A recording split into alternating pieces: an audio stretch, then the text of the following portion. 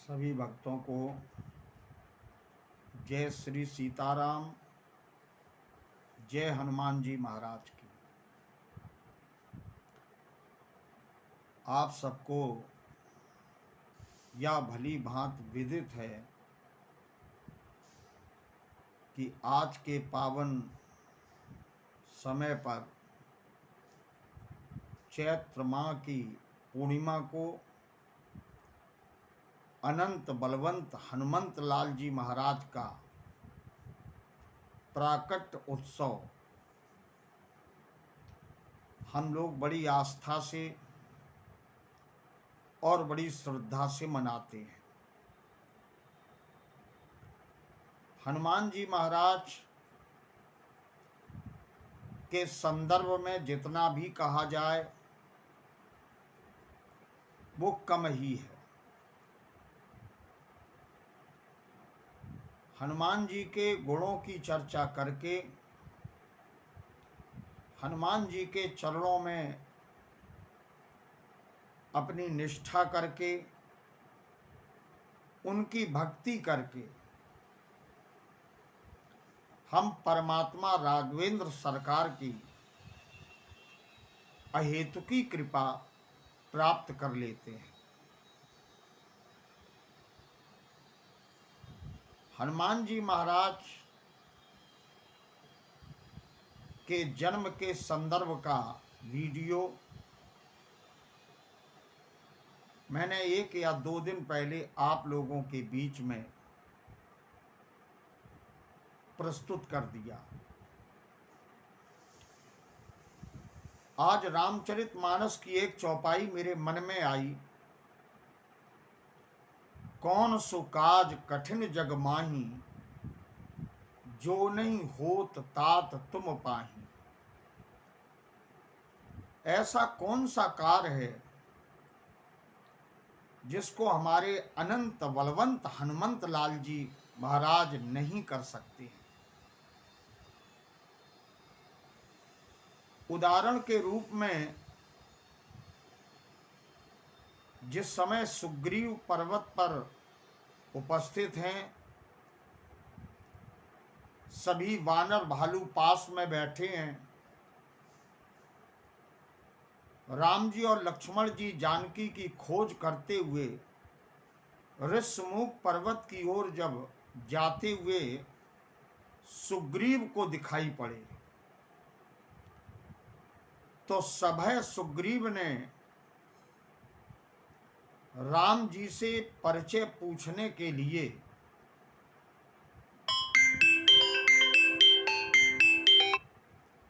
केवल हनुमान जी को ही भेजा और किसी को नहीं भेजा, क्योंकि वो ज्ञानियों में अग्रगण्य हैं।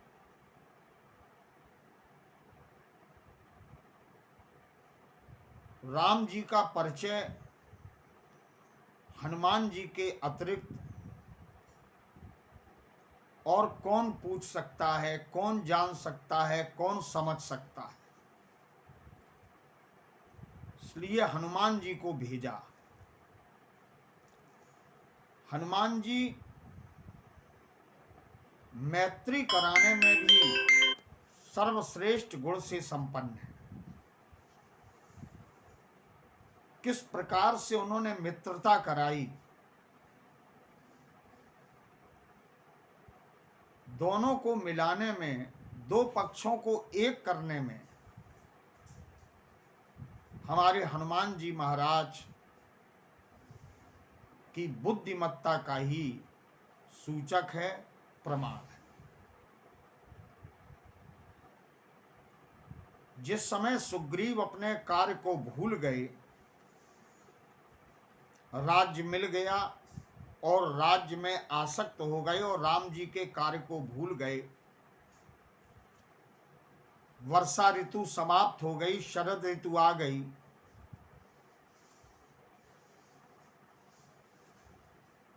तो हनुमान जी महाराज ने सुग्रीव को प्रेरित किया, जो जीव सो गया है उसको प्रेरित करने का काम, भगवान के कार्य की चिंता सुग्रीव तुम्हें करनी चाहिए। ये उद्बोधन, ये प्रेरणा, ये मंत्रणा अनंत बलवंत हनुमंत लाल जी महाराज ने ही दी। जानकी की खोज के लिए जिस समय हनुमान जी महाराज चलते हैं तो राम जी को भी पहचान है कि हनुमान जी के अतिरिक्त कोई कार्य ये संपन्न कर नहीं सकता। इसलिए राम जी महाराज ने मुद्रिका दी और जानकी की खोज के लिए हनुमान जी चले। आप सबको ये विदित है, स्वयं प्रभा के यहाँ हनुमान जी ने जिस चतुराई के साथ उससे कथा पूछी, जल के अभाव में जीवन संकट में था तो सबकी रक्षा की।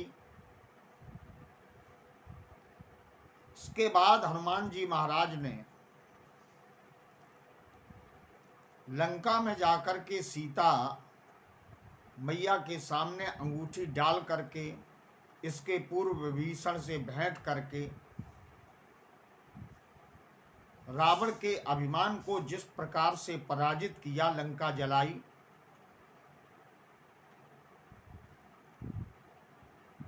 और रावण यदि युद्ध में किसी से भयभीत होता था, डरता था,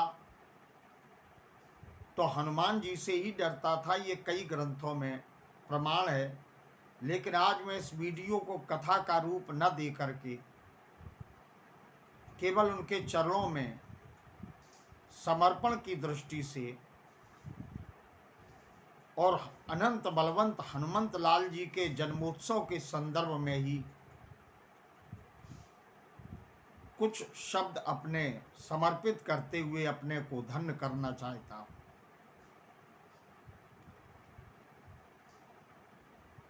जैसा कि आप सुनते रहे हैं कि कवन सुकाज कठिन जग माहे, चाहे उड़ना हो, चाहे समुद्र को पार करना हो, चाहे भेषज लाने की आवश्यकता पड़ गई हो, चाहे औषधि लाना हो, हनुमान जी महाराज के लिए कोई भी कार्य कठिन नहीं है।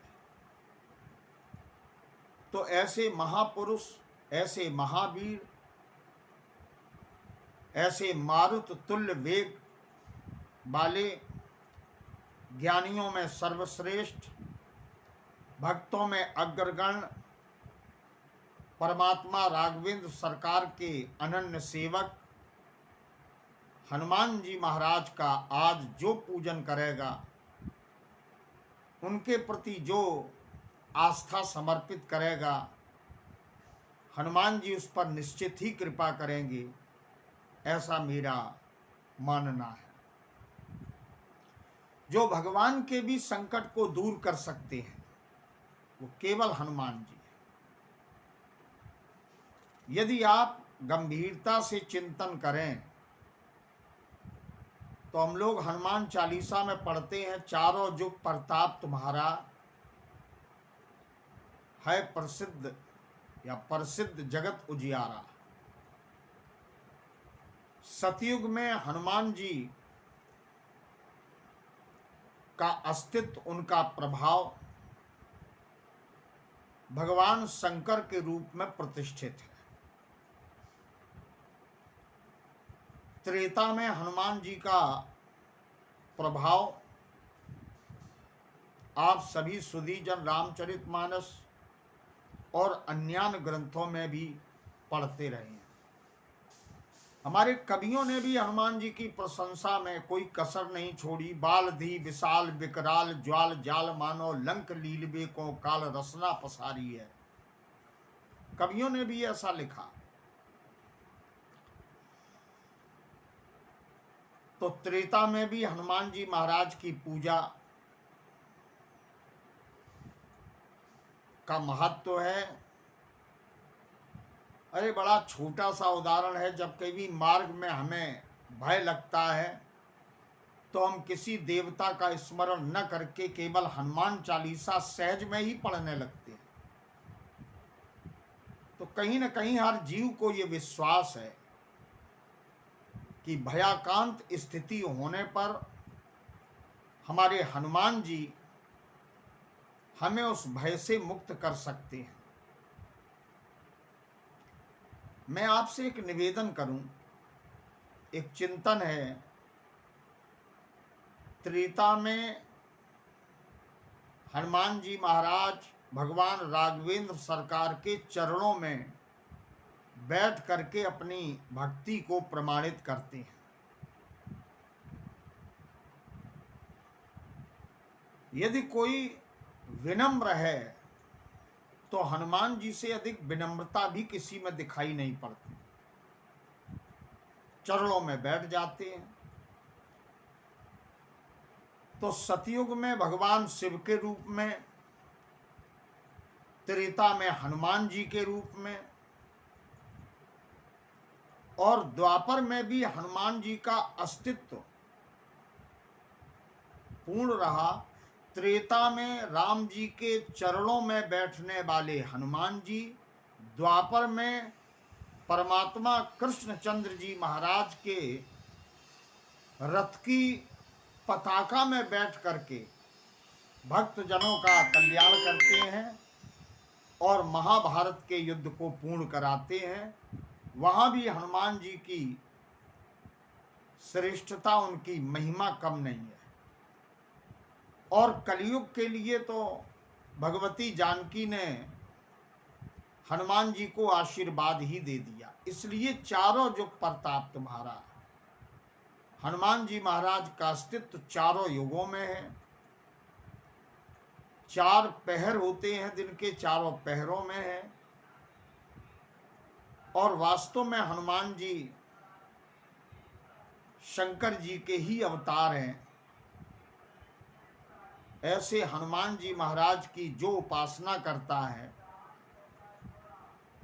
निश्चित ही परमात्मा राघवेंद्र सरकार की कृपा उसको सहज में प्राप्त होती है।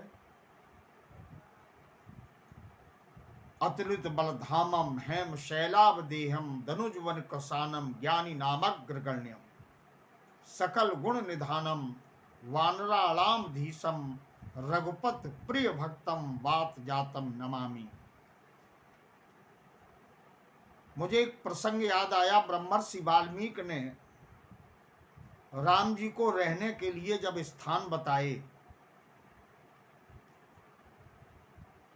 तो बहुत स्थान बताए कि मन में निवास करो, हृदय में निवास करो, हृदय रूपी आकाश में निवास करो। लेकिन अस्त्र और शस्त्र की चर्चा नहीं की। वही हनुमान जी महाराज के हृदय में वही परमात्मा राम जब निवास करते हैं तो जासु हृदय आगार बसई राम सर चाप धर। धनुष बाण लेकर के राम जी हनुमान जी के हृदय में निवास करते हैं। मानो अहंकार के विनाश के लिए हनुमान जी की उपासना यदि आप करेंगे तो राम जी हनुमान जी के हृदय में बैठ करके उपासक के अभिमान का समूल विनाश कर देंगे। ये धनुष बाण इसीलिए लेकर के हनुमान जी के हृदय में परमात्मा राघवेंद्र सरकार उपस्थित है। प्रायः आप सभी ने देखा होगा कि जहाँ राम जी का मंदिर बनता है, राम जी की स्थापना होती है, वहाँ हनुमान जी की स्थापना जरूर की जाती है, तभी राम दरबार पूरा होता है। लेकिन जहाँ कहीं केवल हनुमान जी के श्री विग्रह की स्थापना भक्त करते हैं, वहाँ राम लक्ष्मण के विग्रह की स्थापना नहीं करते। इसका एक ही कारण है कि हनुमान जी जब स्थापित हो गए, हनुमान जी के मंदिर में स्थापना कर दी गई, हनुमान जी विराजमान हो गए, तो राम जी और लक्ष्मण की स्थापना अलग से करने की आवश्यकता नहीं है। फिर तो हनुमान जी के हृदय में परमात्मा स्वयं स्थापित हैं, इसलिए हनुमान जी की स्थापना से इतर माने अलग होकर के राम और लक्ष्मण की स्थापना नहीं की जाती है। यही कारण है आज कि हनुमान जी के हृदय में ही जब परमात्मा की स्थापना है, स्वयं विराजमान है, तो हनुमान जी के मंदिर में इसीलिए राम और लक्ष्मण की प्रतिमा की आवश्यकता नहीं पड़ती। हनुमान जी की उपासना मात्र से राम, लक्ष्मण और जानकी की उपासना पूर्ण हो जाती है। इस प्रकार से आज का चिंतन हनुमान जी के प्रति श्रद्धा, उनके प्रति आस्था समर्पित की। मैं एक ही निवेदन करता हूं कि आप लोगों को मेरे ये शब्द अच्छे लगे होंगे, आप मेरा मनोबल बढ़ाएंगे। चैनल को सब्सक्राइब करें, बेल आइकन को दबावें एवं अपने परिकर में इसको शेयर भी करें, ताकि अधिक से अधिक लोगों तक मुझ अकिंचन की बात पहुंच सके। इन्हीं शब्दों के साथ आज हनुमान जी के प्राकट्य अवसर पर आप सबको बहुत बहुत शुभकामनाएं। हनुमान जी की कृपा हम सब पर बनी रहे और हम सब भगवान के मार्ग की ओर सतत बढ़ते रहें, अपने सनातन वैदिक धर्म के महत्व को समझते रहें, पाश्चात्य संस्कृति के मेघ जो हमारे सनातन धर्म के सूर्य को ढकने का काम कर रहे थे अतीत में, एकजुट होकर के हमारा ये समाज धर्म की ओर बढ़े। इन्हीं शब्दों के साथ आज आप सबको नमन करते हुए, हनुमान जी के चरणों में प्रणाम करते हुए वाणी को विराम देता हूँ। जय श्री सीताराम, जय हनुमान।